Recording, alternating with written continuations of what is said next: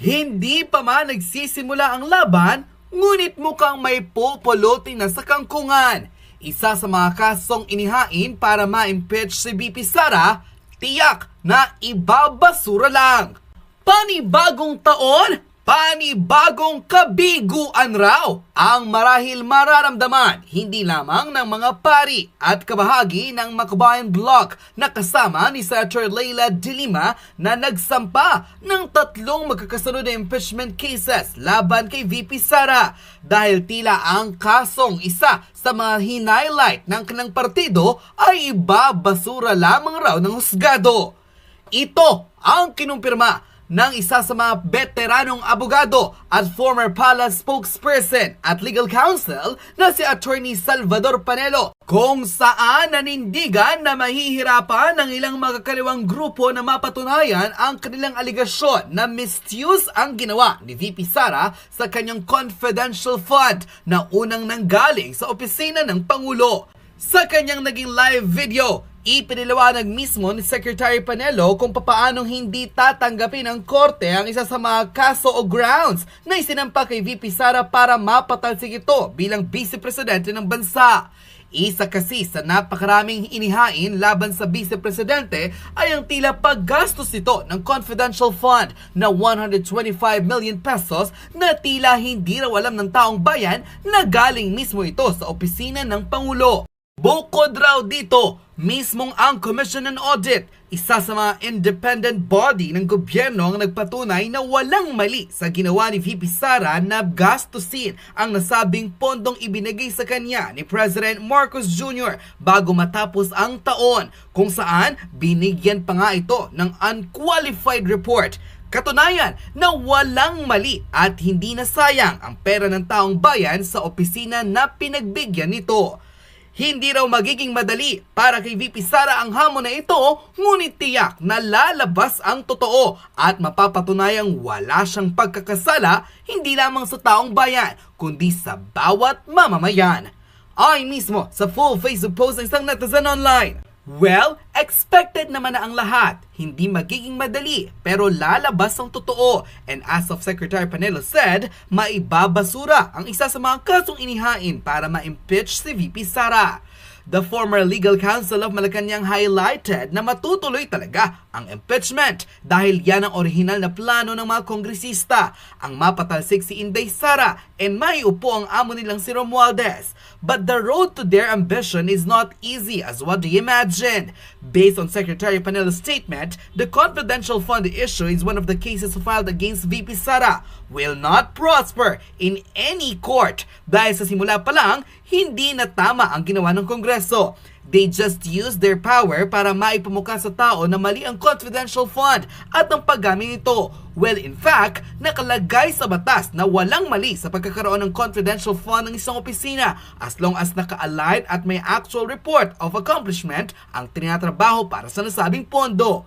Aside from that, the OVP remains the unqualified rating from COA. So, ibig sabihin, kahit ang independent institution ng gobyerno sa Pilipinas, pinatutunayang walang naging mali sa paggastos ni VP Sara, hindi lamang ng kanyang confidential fund, kundi sa entire OVP budget from the beginning na naupo siya and her as our Deputy Secretary until she resigned. This record shows that both agency is in good faith in using the public funds for years. After all, this department will never get a high trust and approval rating kung hindi naging maayos ang pamamalakad ni VP Sara.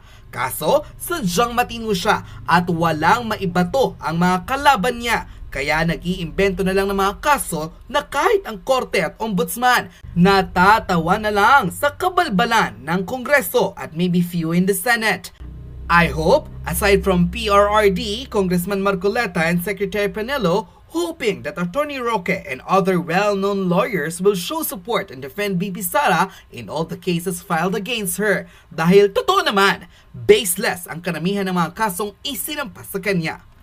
Unquote.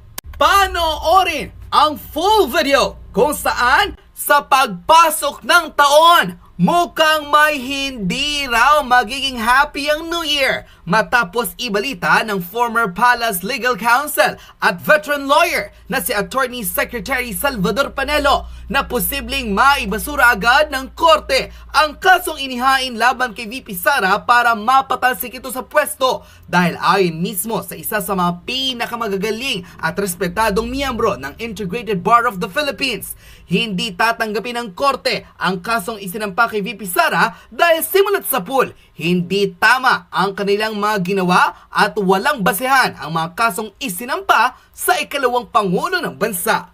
Panoorin ang full video. Ang sabi nila, yung confidential funds ay illegal. Bakit siya gumamit noon? Hindi ho illegal yun.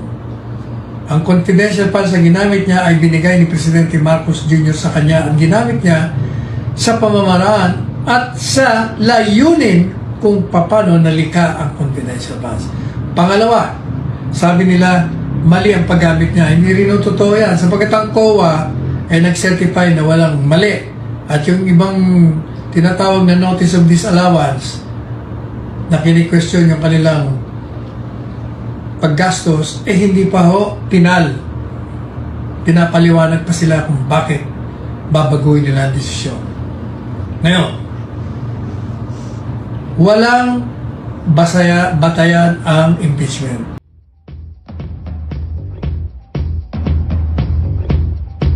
Matutuloy ho yan.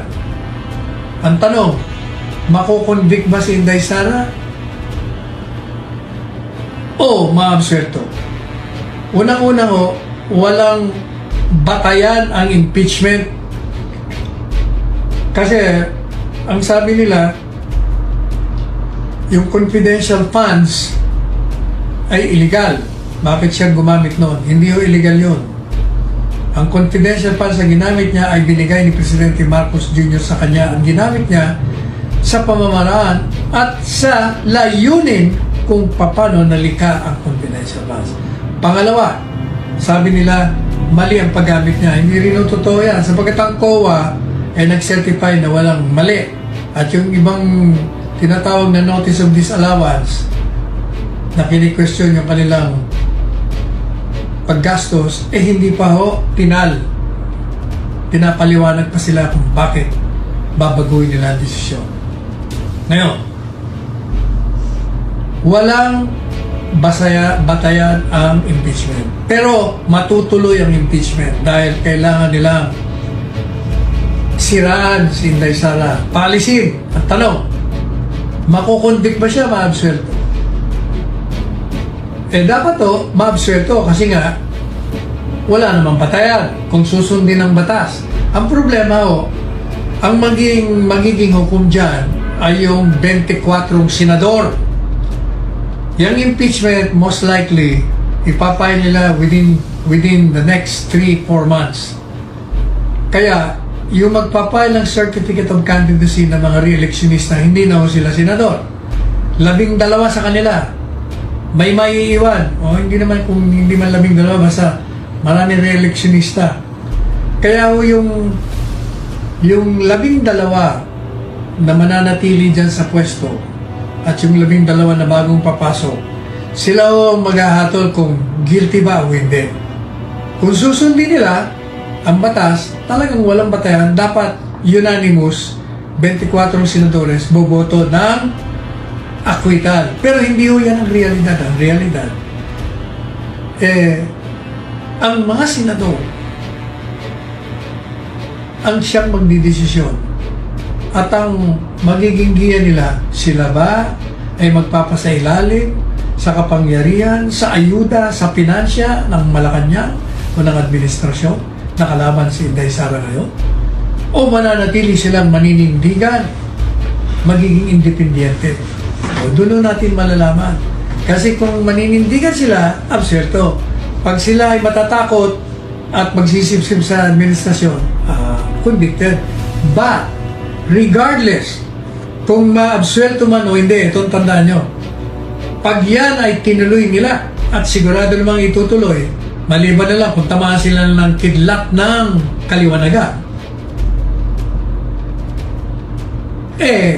talagang ikukundik yan. But kahit sila'y maabswerto o hindi,